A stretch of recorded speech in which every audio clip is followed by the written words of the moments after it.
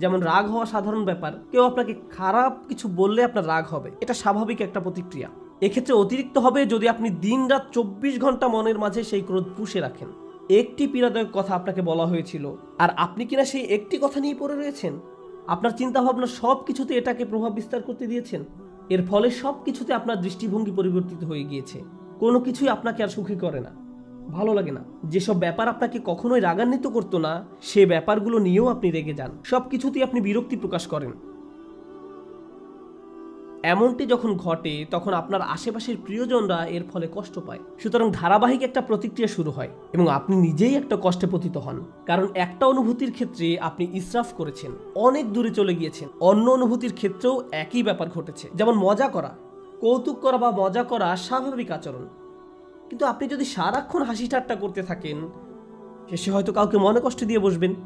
কোনো কিছুতেই সিরিয়াস হতে পারবেন না। গুরুত্বপূর্ণ কিছু বলা হলো আর আপনি কিনা এটা নিয়ে মশকরা করতে থাকবেন। এর ফলে আপনি অন্য মানুষদের অনুভূতি উপলব্ধি করতে পারছেন না, তাদের প্রয়োজনটা আপনি বুঝতে পারছেন না। তাহলে ইসরাফ একজন মানুষের জীবনে বহু সমস্যা তৈরি করে।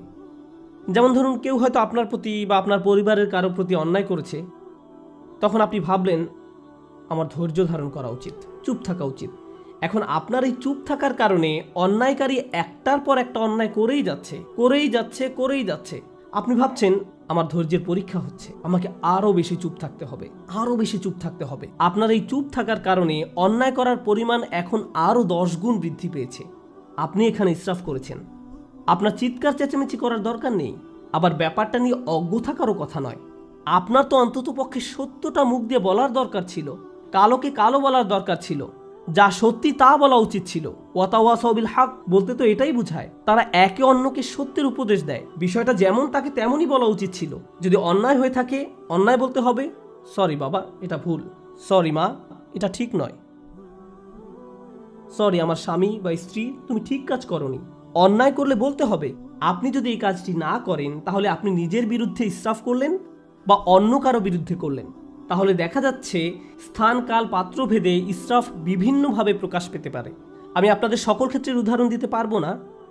আপনাকে আপনার নিজের জীবনের দিকে সতর্ক দৃষ্টি ফেলতে হবে।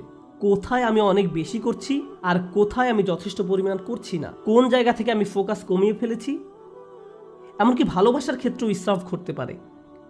আপনি কাউকে নিয়ে অতিরিক্ত মাত্রায় আচ্ছন্ন হয়ে পড়েন, অতিরিক্ত পরিমাণ ডুবে থাকেন। মা তার সন্তানের প্রতি মাত্রাতিরিক্ত আসক্ত হয়ে পড়ে, সব সময় সে তার ছেলের চিন্তায় মশগুল থাকে। কি করছে এখন, কি খেয়েছো, ভালোভাবে ঘুমিয়েছো, তুমি কি এখনও অফিসে, বাসায় আসবে কখন, বাসায় আসছো না কেন। কোনো মা যদি এমনটা করে তাহলে সে তার স্বামীর প্রতি কর্তব্য পালন করতে পারবে না। তাহলে সালাতে যেভাবে তার মনোযোগ রাখার কথা ছিল রাখতে পারবে না। তাহলে সে তার নিজের স্বাস্থ্যের যত্ন নেওয়ারও সময় পাবে না। এক্ষেত্রেও আমরা একই পরিণতি দেখতে পাচ্ছি। আপনি যখন একদিকে মাত্রাতিরিক্ত মনোযোগ দিবেন তখন অন্য দিকগুলোর ভারসাম্য নষ্ট হবে।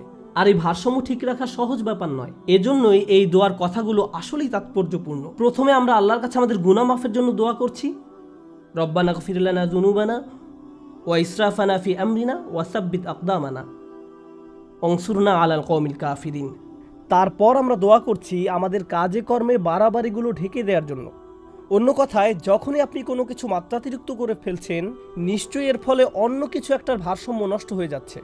এজন্য আপনি দোয়া করছেন, ইয়া আল্লাহ আবার ভারসাম্য ঠিক করে দেন। ঠিক এজন্যই পরের কথাগুলো খুবই গভীর এবং যৌক্তিকভাবে সম্পর্কযুক্ত। ওয়াসাব্বিত আকদামানা, এবং আমাদেরকে দৃঢ়পদ রাখুন, আমাদেরকে অবিচল রাখুন। আমরা এখান থেকে কি শিখছি? ইসরাফ কি করে?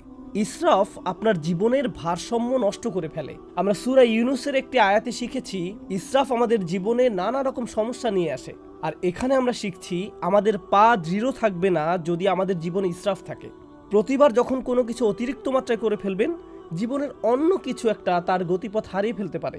আপনার জীবনে এখন উদ্বেগ, উৎকণ্ঠা দেখা দিয়েছে, কোলাহল দেখা দিয়েছে। আপনার আমার জীবনে এখন নানা রকম সমস্যা দেখা দিয়েছে। কিছু একটা যেন ঠিক নেই।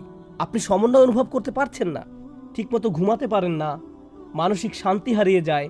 আপনার চিন্তা ভাবনার দিকে নজর দিলেই বুঝতে পারবেন আপনি ইসরাফ করছেন কি না। শুধু নিজের চিন্তার দিকে নজর দিলেই, যদি আপনার পা দৃঢ় থাকে এবং যে অবস্থায় আছেন সেখানে যদি নিজেকে নিরাপদ অনুভব করেন, এটা আসলে প্রমাণ করে যে আপনার জীবন থেকে ইসরাফ দূর হয়ে গিয়েছে।